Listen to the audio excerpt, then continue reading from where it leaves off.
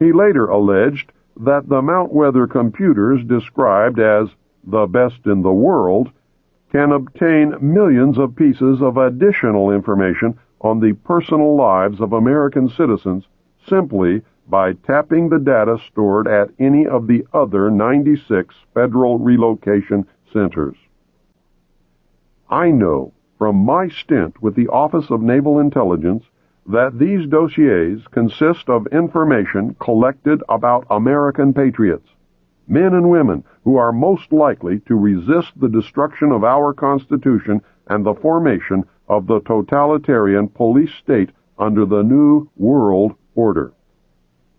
The Patriot Data Bank is constantly updated so that when the appointed hour arrives, all patriots can be rounded up with little, if any, effort. The plan calls for this to be accomplished in the dead of night on a national holiday. The most likely holiday is Thanksgiving, when everyone, no matter the religion, race, or creed, will be at home.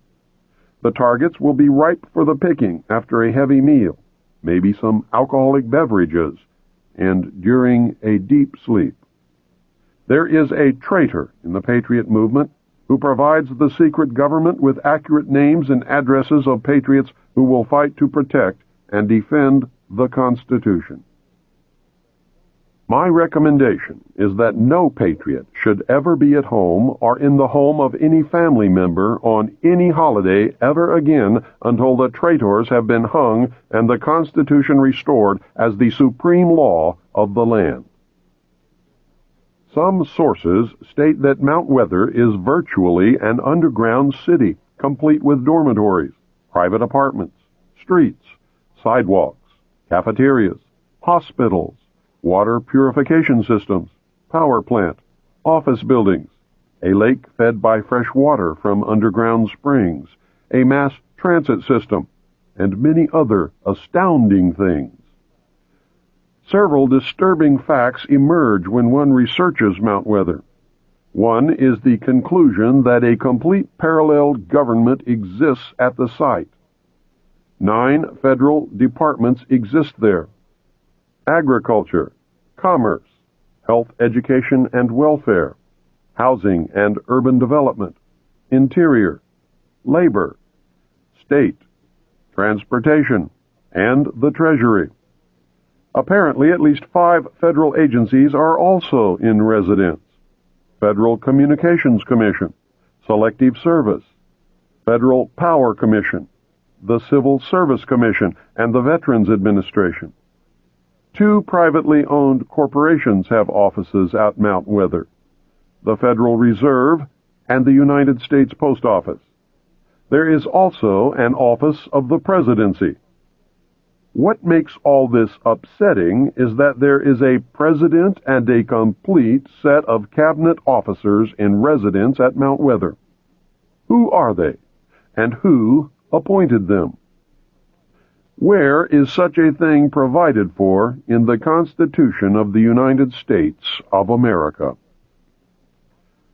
Mount Weather is the operational center, the hub of over 96 other underground federal relocation centers scattered across the United States. The majority of these appear to be concentrated in Pennsylvania, Virginia, West Virginia, Maryland, and North Carolina. Each of these facilities contains computer databanks holding information, not on enemy agents, Soviet diplomats, or suspected terrorists, but on American citizens, patriots. A list of other files kept at the facilities was furnished to the Subcommittee on Constitutional Rights in 1975. The list included military installations, government facilities, communications, transportation, energy and power, agriculture, manufacturing, wholesale and retail services, manpower, financial, medical, and educational institutions, sanitary facilities, population, housing, shelter, and stockpiles. The committee concluded that these databases operate with few, if any, safeguards or guidelines. Senator James Borzek, Democrat from South Dakota, a member of the subcommittee, said, "I feel the entire operation has eluded the supervision of either Congress or the courts." Chairman Tunney said, "Mount Weather is out of control." Nothing was done by Congress to rectify the situation, however, and Mount Weather remains out of control. Former high-level officials from Mount Weather agree that the base at Mount Weather is much more than any standby government facility or storage center for the preservation of records. They describe it as an actual government in waiting. We do not merely store essential information.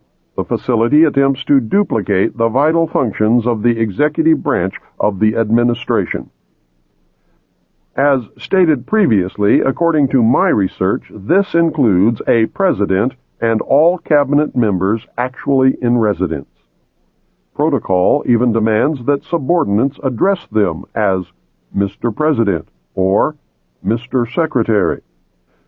Most of these mysterious appointees have held their positions through several administrations. "We just act on the orders of the President in national emergencies," said one former Mount Weather official. The Federal Preparedness Administration, known as FPA, in its 1974 annual report stated that studies conducted at Mount Weather involve the control and management of domestic political unrest where there are material shortages such as food riots, or in strike situations where the FPA determines that there are industrial disruptions and other domestic resource crises. The report states that the bureaucracy at Mount Weather invokes what it calls civil crises management. Officials who were at Mount Weather and who have furnished us with data say that during the 1960s, the complex was actually prepared to assume certain governmental powers at the time of the 1961 Cuban Missile Crisis and the assassination of President Kennedy in 1963.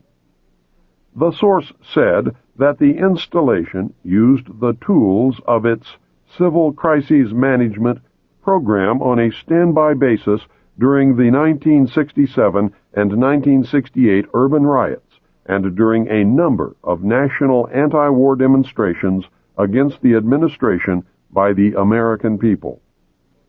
Daniel J. Cronin, who was the assistant director for the FPA, outlined a massive surveillance and manipulation program that is directed against the American population on a continuing basis. The FPA has organized an impressive armament of resources and equipment. Mr. Cronin described in an interview his agency's attitude toward its wide-ranging surveillance program. "We try to monitor situations," he said, "and get to them before they become emergencies. No expense is spared in the monitoring program." He cited reconnaissance satellites, local and state police intelligence reports, and law enforcement agencies of the federal government as examples of the resources available to the FPA for information gathering. The only document that I was able to find that attempts to outline some of the statutory authority of Mount Weather is Executive Order 11490. It was drafted by General George A. Lincoln, former director for the Office of Emergency Preparedness, which preceded the FPA, and was signed into law by President Nixon in October of 1969. Executive Order 11490 superseded Executive Order 11051, signed on October 2, 1962, by President Kennedy. Kennedy's order used the language, "Whereas national preparedness must be achieved, as may be required to deal with increases in international tension with limited war or with general war, including attack upon the United States." Nixon's order began,